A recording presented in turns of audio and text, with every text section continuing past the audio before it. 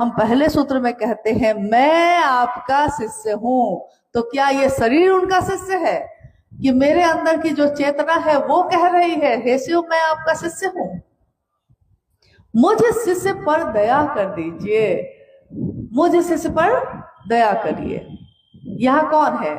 मैं जो शिष्य हूं, लेकिन मैं तो धरती पे और भी बहुत कुछ हूं। मैं किसी की बेटी भी हूं, मैं किसी की बहू हूं, मैं किसी की बहन, किसी की मित्र, किसी की पत्नी, किसी की भाभी, किसी की चाची, न जाने क्या क्या हूं, बहुत कुछ हूं।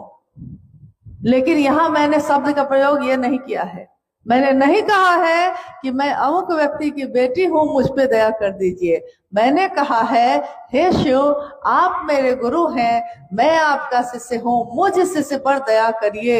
यानी यहाँ एक रिश्ता मैंने बनाया है शिव से सीधे, और कहा है कि मैं आपकी शिष्य हूं। ये जो कह रहा है मैं हूं आपका शिष्य, ये वो चेतना है, वो अंश है जो शिव का ही है, लेकिन दुनिया में अलग अलग दिख रहा है। कोई इसमें है, कोई इसमें है, कोई इसमें है। जैसे कोई चांदी का दिया है, कोई सोने का दिया है, कोई मिट्टी का दिया है, और अगर तीनों दिया को ढक दे और पूछे आपसे कि इन तीनों की रोशनी को सिर्फ देखिए और रोशनी को देखकर बताइए कि दिया चांदी का है, सोना का है कि मिट्टी का है, तो आप कैसे बताइएगा? दिया यानी शरीर अलग अलग हो सकता है, परंतु उसकी रोशनी, उसकी चेतना, उसकी ऊर्जा एक ही है, जो शिव से निकली है और शिव में मिलेगी।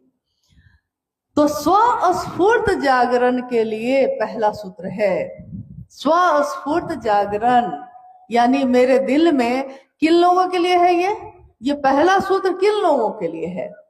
शिष्यानुभूति ये कहती है, साहब की लिखी हुई 1990 की पुस्तक कहती है कि शिव के शिष्य बनने के लिए जो जिज्ञासु हैं, जो चाहते हैं कि मैं शिव का शिष्य बनूं, या जो शिव के शिष्य हैं, उन लोगों के लिए स्वस्फूर्त जागरण के लिए मेरे दिल में, मेरे मन में शिव का जो बिया है, लेकिन वो भाव प्रकट नहीं है, ये भाव प्रकट हो जाए, इसके लिए पहला सूत्र है। तो जब हम मन में बार बार ये कहते हैं तो एक दिन क्या होता है, मन पे निशान पड़ता है। जैसा अभी अनु भैया आपको कह रहे थे कि कुएं के मुंडेर पे एक नाजुक सी रस्सी, पतली सी रस्सी, रसरी आवत जात है, सिल पे परत निशान।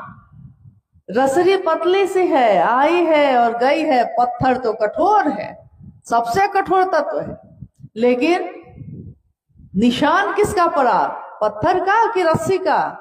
रस्सी का, क्योंकि वो बार बार आई है और गई है, बार बार फेरा गया है उसको। तो जिस तरह उस मन पे हम बार बार ये कहते हैं हे शिव आप मेरे गुरु हैं, मैं आपका शिष्य हूं, मुझ शिष्य पे दया कीजिए, मन से, मन की गति बहुत तेज है, बहुत तेज। सबसे तेज गति दुनिया में किसकी है?